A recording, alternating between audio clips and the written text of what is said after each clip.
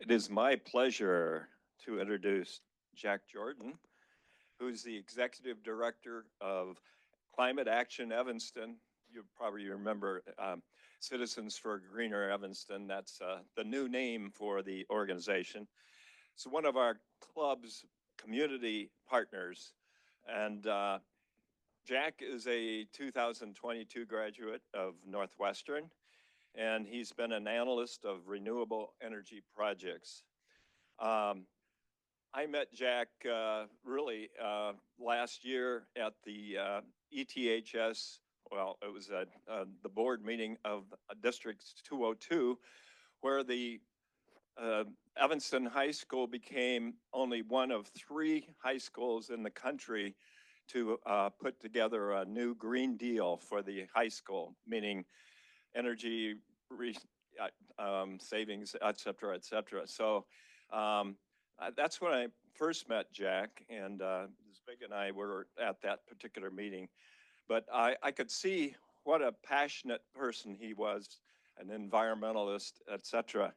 Also, Jack has been very active with the Evanston's Environmental Justice Program. We have been involved in that particular program also, our club, and now he is helping the Healthy Buildings Coalition, supporting the city's proposed policy of Healthy Buildings Ordinance, which Para Pratt had mentioned about a month ago. So Jack will be updating us on Climate Action Evanston and the state of the climate action area here in Evanston, and how our Rotary Club members can support local action through service, education, and advocacy. We're already doing that, but anyway, I just want to underscore that it's a great partnership with her. With them. Yeah, thanks so much. Okay. All right, can you all hear me okay? Yeah, it's working pretty well. Well, thank you so much for having me, and thank you, Steve, for the invite. This is really awesome to get here. Even after being at City Council late last night, it's so awesome to walk in here. You've got a greeter, you've got the signage all the way through, so I felt welcome the whole way. I've got a whole lot to cover in this presentation, so don't try to keep up with what's on the slides. This is really meant to be a resource for you all going forward. Just listen to my voice, and we'll get through it together. But there's way more in here than we can cover in about 15 minutes. But really, it's all about the title of this presentation. We're in a very specific and unique time right now in the history of the world. And the thing that we're seeing across the board, whether you care about climate, whether you care about community service, whether you care about social justice, it's that the venue for our actions is local, and that we need to invest in how we work locally, which I think I'm talking to an audience that already thinks in this way. But it's really the case for climate action. I'm going to go through a little bit about that today. Just some background. I'll do a little bit of background on myself and Climate Action Evanston. We'll talk about the current moment in the climate crisis, and then we'll really focus on the value of local work and why that's the venue that all of us should be approaching in some way or another. So just a little bit about me. I'm the oldest of 4 kids from St. Charles. I got some West Side roots. My family's from the Austin neighborhood of Chicago, so whole family's along North Avenue or some way or another. I went to Northwestern on the Evans Scholarship, so I was a golf caddy growing up. I've previously worked at the Environmental Law and Policy Center, the Nature Conservancy, and most recently at Invenergy, developing large-scale renewable energy projects. And I recently became not only just the executive director at Climate Action Evanston, but as a volunteer, I just started giving the river tours for the Chicago Architecture Center. So maybe you'll see me on the boat sometime. And that's why I can talk like this all day. So a little bit about Climate Action Evanston. Like Steve said, we were formerly known as Citizens Greener Evanston. For those of you who have been around even longer, we were kind of previously known as Network for Evanston's Future. Stephen Perkins was kind of who organized that. And we've really just been a key player in sustainability in Evanston. And kind of how I got into this, and we'll talk about it a little bit, is I actually wrote my thesis on the history of climate action here in Evanston. What made Evanston successful? And the secret ingredient has been engaged residents. You cannot be successful at local climate action or any climate action unless you have engaged residents. I don't care if you're a progressive town. I don't care if you have Northwestern. I don't care if every city council member believes in climate action. You need people to keep pushing the bill, to stay ambitious, Because when you're doing climate action work, you are working against the status quo. There's always going to be someone who's a little angry about what you're doing. And so you need to have the force to get it done. So just real quick, we also have our 5 programs. We're kind of the umbrella organization. We have these 5 independent programs. You may have heard of Natural Habitat Evanston or Edible Evanston. They kind of operate independently, but we all have some common pillars of service, education, and advocacy. And we recently just, they're coming on soon, but we recently just added a transportation program, which we're really excited about, focused on biking, walking, transit, et cetera. So just some questions that we can answer at Climate Action Evanston that many other organizations might not be able to. How do you build an edible food forest? How do you repair the urban tree canopy? How do you turn an empty lot into a bird sanctuary? How do you get sustainability staff hired at your local government or at your local school district? These are all things that most municipalities do not have, but we've figured out how to do here in Evanston. And I think, like I said, the main thing where we're at right now is that people are the limiting reactant to climate work. We need more people involved, but we need to invest in how they can get involved, the modes of action. And so a lot of what we've been doing at Climate Action Evanston, as we've kind of become a professional organization. I was only hired in April of last year. I was previously a volunteer board member, and then I became the board chair. And as I just did more and more and more of this on the side, I thought, man, I'd really like to quit my job and just do this full time. And so luckily we had the funding. I became our first ever full-time employee. And that's kind of put us on this path of trying to professionalize our organization, how to figure out how to really value our volunteers' time. And what I want to tell, especially about Evanston, is that our history really prepares us for this moment, because Evanston has consistently stepped up, and other communities have consistently stepped up when the federal government steps down on climate action, which is what's happening right now. We know the EPA is being gutted. We know the Department of Energy is being gutted. We know that all of the ambitious climate policy passed during the Biden administration, all of those funds are being put on hold. But this is not new. If we look to our history, we can look back at 2005 when President Bush did not sign on to the Kyoto Protocol. That was one of the first major international climate agreements. And what happened? Well, Mayor Lorraine Morton signed on to a commitment that said we in Evanston will honor that commitment. Network for Evanston's Future, our predecessor, organized the community around that. They got the first sustainability staff person hired at the city. We created our first ever climate action plan in 2008. And we became one of the only cities in the United States that actually met those climate goals in 2012. That was through our community choice aggregation campaign that switched many of the residents and small businesses here in Evanston over to renewable energy. So that was kind of our first go around with the federal government stepping back. Happened again and I know these are small details. Like I said, listen to the voice, not the words. Happened again in 2017 with President Trump. On June 1st, President Trump withdraws from the Paris Climate Accords. That's kind of the next iteration of this international climate treaty.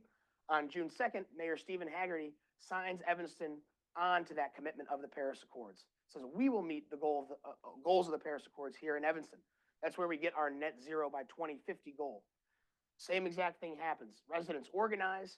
They create the 2018 Climate Action and Resilience Plan. That's CARP. And that has been the guiding document, sort of our gospel as climate activists since.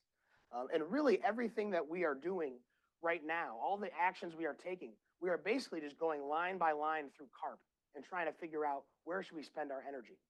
And so Steve talked a little bit about the Healthy Buildings Ordinance.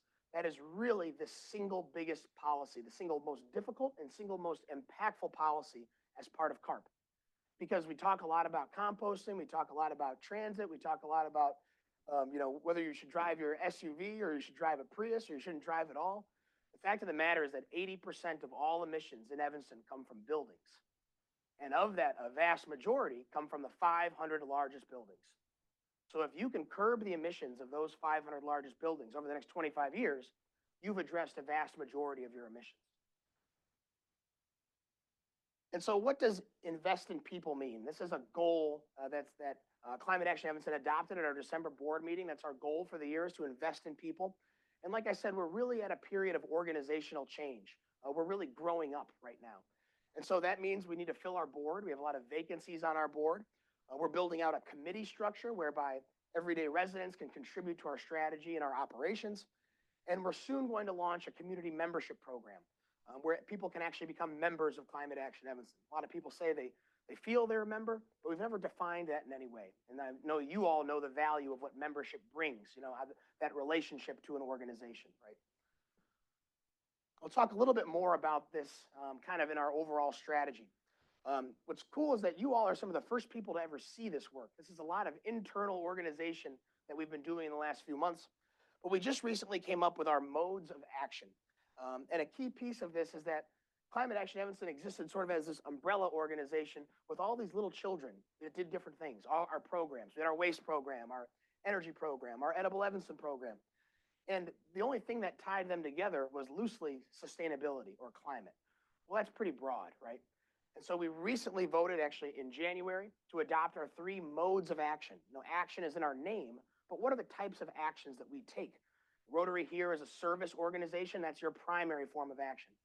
Well, at Climate Action Evanston, we voted on 3 pillars: serve, educate, and advocate. So direct community service, education around the climate crisis, which is what I'm doing now, and then advocacy, such as what we were doing at City Council last night, advocating for the Healthy Buildings Ordinance. And where do those 3 actions show up? Where does our impact show up? Also in 3 different categories. These are our outcome metrics: people, policy, and place.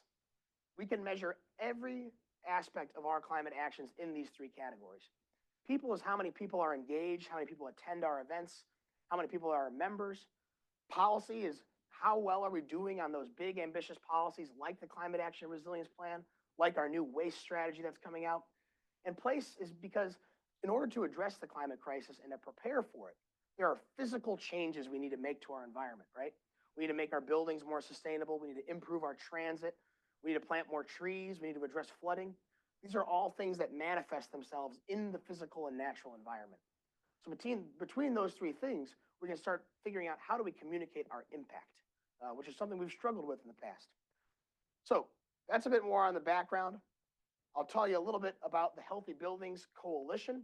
This is something that after the meeting, if you'd like to sign up, I'll put you right in the listserv with the 60+ other Evanstonians who've been organized around this. But it kind of shows how those 3 impact areas really feed on each other, right?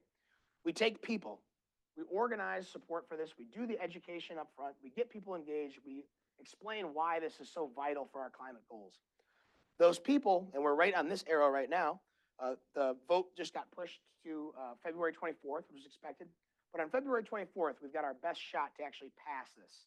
So the next 2 weeks are absolutely critical for passing the Healthy Buildings Ordinance, for building support at council.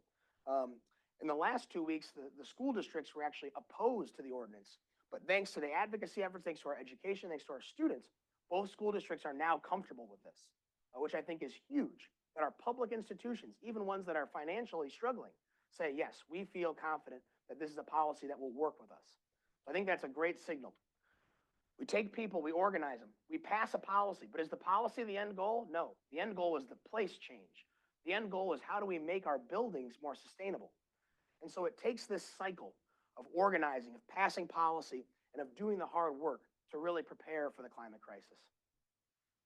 And this kind of adds, similarly to how we're thinking about our organization. I tell people I work for a little community nonprofit. It really feels like I work at a startup, which I never thought I was going to work at a startup before. But we're kind of in this cycle of we add staff capacity, like me, so that we can get more volunteer capacity. That's really where our difference is made, is how well can our volunteers contribute locally. And that helps us really build our organization, because let me tell you, there is far more energy in this community for climate action than I can take. I was working over the weekend. I was working a long day yesterday. I'm here with you this morning. No matter what I do, I will never be enough. We need a lot more people. And our students, what is really remarkable, is our students, especially our high school and college students, are such great climate organizers. They really get it. They have the energy. They have the passion. So that's something we really want to invest in here in the coming years. Let's talk about the current moment in the climate crisis. What's kind of going on? Where are we? We've been talking about climate change for quite a while, right? I know a lot of you have heard of it for maybe most of your life. Last year in 2024, we set the record for the most amount of greenhouse gas emissions ever put into the atmosphere. And how long have we been trying to address this, right? The first UN conference was in 1990. How many of you were alive in 1990?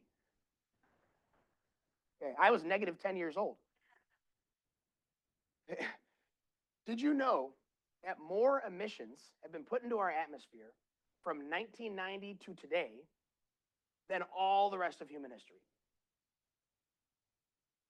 So we really are not going in the right direction, right? And there is no signs that emissions are slowing down. And so will that be the case will that be the case 20 years from now? Will we still be setting record emissions? Another point, I swear this is the only sobering part of this.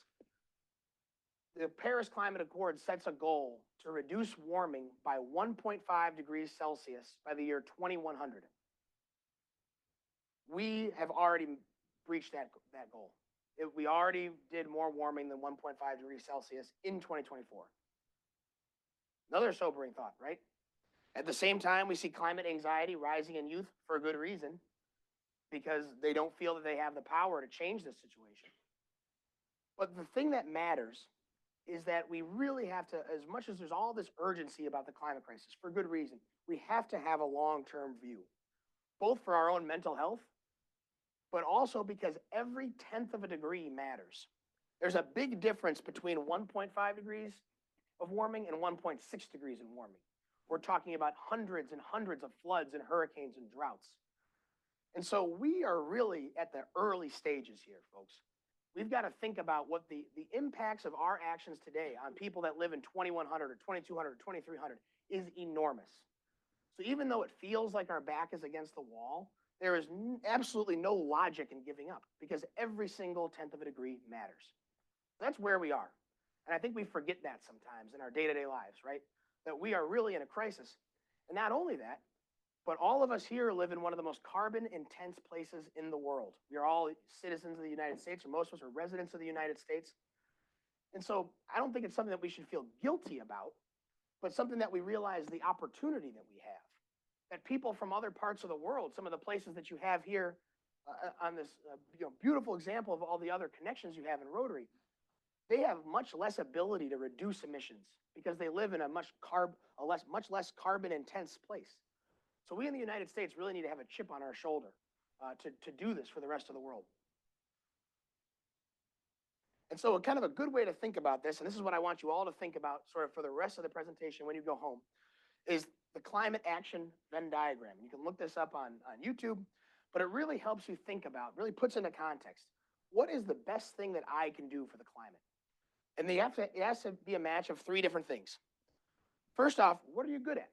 This could be what you're doing in your career, a skill you have. Every one of us has a unique gift that we are supposed to share with the world. So what are you good at?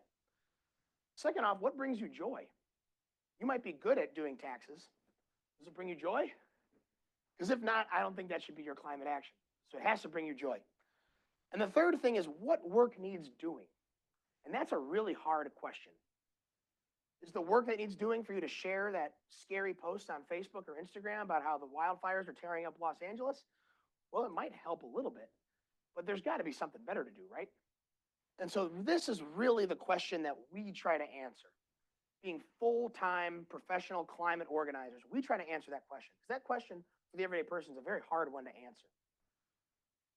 At the intersection of those three things is your climate action. What is the particular skill you have, the joy you have, and what work needs doing? And if all of us could get aligned on making the most impact where we are, we'd really be living in a very different society. So we're going to focus on that third part, what work needs doing. We'll talk about it in the context of Evanston. So this is a graph of our actual emissions here in Evanston, right up to the dotted line. We're making really good progress. Compared to 2005, we reduced our emissions almost by 50%. We're on track for 50% total reduction since 2005. Most of that coming from the cleaning of our electricity grid, right? The switching over to renewable energy sources. So a lot of that work wasn't really done it's good work, but it wasn't really done in Evanston, right? Our emissions are reducing because there are more wind turbines and solar farms across Illinois that we pay for and we should get credit for. But that isn't really necessarily a change here in Evanston. This part's going to be a whole lot harder.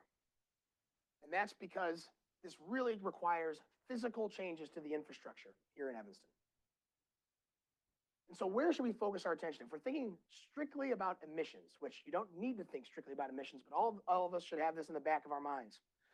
If you're talking about climate change, and you're talking about emissions, you have to talk about emissions from buildings and emissions from transportation, because those two things make up more than 2/3 of emissions anywhere you are, but especially in urban areas.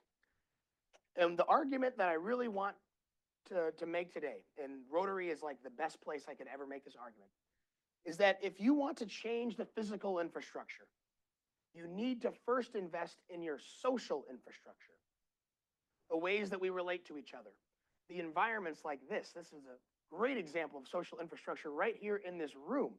The fact that all of us are here before work, we got people on Zoom, we got microphones at every table. You all can interact with each other in a way that's conducive to mass mobilization, to collective action, even at a small scale. And so what is this? What is a kind of a broader definition of social infrastructure? This is something I've worked on. I gave this, sometimes we call it social capital. It's like another way to think about this. I like the term infrastructure better because social capital feels private. Social infrastructure, like the Rotary Club, is more of a public good. Anybody can access it. Anybody can benefit. People that aren't Rotarians benefit from Rotary every day, right? That's an element of social infrastructure. So here in Evanston, we've got a lot of social infrastructure.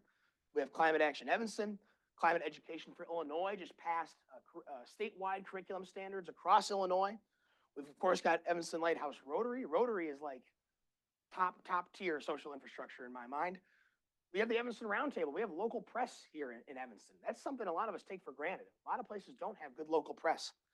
We've got our students in the Sunrise Movement. We have engaged parents at both school districts. We have a lot of opportunity to do the kind of collective action that is required for climate change. And at the same time, we are really unique. I kind of joke, and we love to give ourselves a pat on the back in Evanston, but again, this is more about the opportunity here, the responsibility. There are 284 municipalities in the Chicagoland region.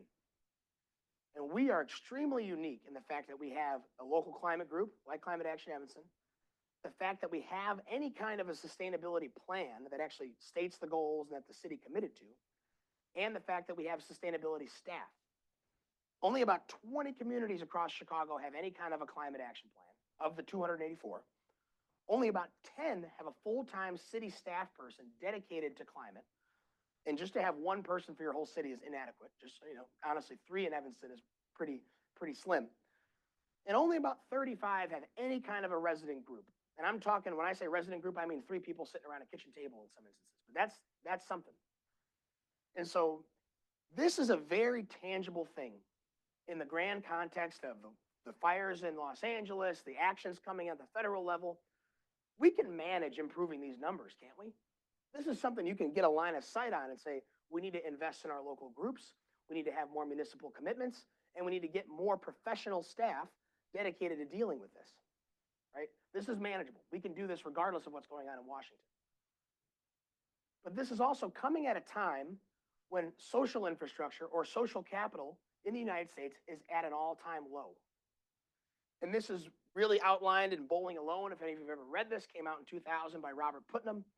But it basically has said that from about 1900 to 1960, Americans were only getting more and more involved locally, whether that's clubs like Rotary, whether that's participation in houses of worship and sports leagues, whatever it is. But since 1960, due to urban sprawl, due to television, due to social media, due to the pressures of time and money, giving us less time to talk to our neighbors, to spend time with our families, we have really declined in our social infrastructure. And the effects of this are myriad: ineffective education, economic strain, social conflict, decline in religious participation, decline in voting. And so we really need to invest in our social infrastructure, which is not an argument I hear very often for climate change, but it makes it a little easier to do on the local level. So I'm going to go through a few examples of why social infrastructure is important for climate. And I'm just monitoring my time here. I know we got started a little bit after 8, but I want to make sure you all get out on time here. We'll do just a few quick case studies of why this is important. First off, let's talk about the 1995 Chicago heat wave. This is a prime example of the type of climate crises that we would expect happening in the future, right? Over 700 people died in a weekend in Chicago. And what this Eric Kleinenberg is a sociologist, he studied this, and he found that it was people's social connections, how well they knew their neighbors, that was the most positively correlated factor of who survived and who died. If you lived in an area where you were more connected to your neighborhoods, where there were block clubs, where there was church groups, you had a much higher likelihood of surviving. So that's just exhibit A of why, when it comes to climate resilience, dealing with these effects, we need to invest in our relationships. We need to invest in our modes of participation. Let's talk about transportation emissions. Have any of you ever sat in traffic before? We've got some bad traffic in Chicago, right? We've got this this big spaghetti noodle that civic officials called the Jane Byrne interchange. It was supposed to solve everything, right? I take public transit almost everywhere. I'm lucky to live, Evanston's a very transit-friendly place. But we could really do a lot more to move our transportation system away from single occupancy vehicles or just vehicles broadly. That makes up a majority of our transportation emissions. And I just want to take a quick shout out of what is actually the most effective, what I believe is by far the most effective tool in our public transit toolbox. What do you think it is? We've got the Metro, we've got the CTA, we've got the bus, and we've got bikes. Of these tools, they're all important. Which one do you think is the most important to addressing climate change, at least here in Chicago, in addressing transportation emissions? Buses? Look at you guys. It's the bus. The bus is prime because, for instance, this is an example of what's called bus rapid transit. We actually have this in Evanston. It's called the Pulse line. If you've ever seen the Pulse bus, it's got this fancy logo. Pulse bus can actually change the lights on Dempster, takes you from Evanston Davis to O'Hare. And what would be even better, but would cause a huge fuss, right, is if there were bus dedicated lanes, where even just because there's cars in traffic doesn't mean the bus is in traffic. That would incentivize you to take the bus. And so maybe we wouldn't have that on Dempster being maybe a little bit more of a narrow street, but in Chicago, there's a great reason as to why we could use this. This is my answer was given away, at least on this slide. What's the problem with the Chicago? This is the L map of Chicago. What's the problem here? It all goes downtown. If you had a bus, this is the proposed Western Avenue bus line. It would connect all of these different lines. And so I'm going to finish up here. I talked a little bit about the Healthy Buildings Ordinance. Like I said, this is really how we're going to address climate change locally. We need to pass this in the next 2 weeks. If you'd like to become part of our coalition, please join me after. But I just want to have a quick call to action to you all of how you can help. Is that you can join any of Climate Action Evanston's new committees. We just launched all of these in 2025. We really need help in all facets of this. We have a Communications and Development Committee that meets the fourth Tuesday at 4 p.m. Again, you have all the slides here. I think you Rotarians would be particularly equipped to help us out on our membership and nominations committee. How do you structure an effective membership platform for an organization? I don't know. I'm good at talking to people, but you all know a lot more about what it means to belong to an organization and what makes that experience valuable. We also have our finance committee and our youth committee. If you have any young people in your life that you want to get involved in climate work, send them to our youth committee. It's run by high school students and college students. And we also have 3 coalitions. We've been building out our coalition structure so that no matter who you are, you don't have to be a member of Climate Action Evanston, you can be a part of our coalitions. So the Environmental Justice Coalition, the Healthy Buildings Coalition, and we just kicked off a Chicago Avenue Coalition.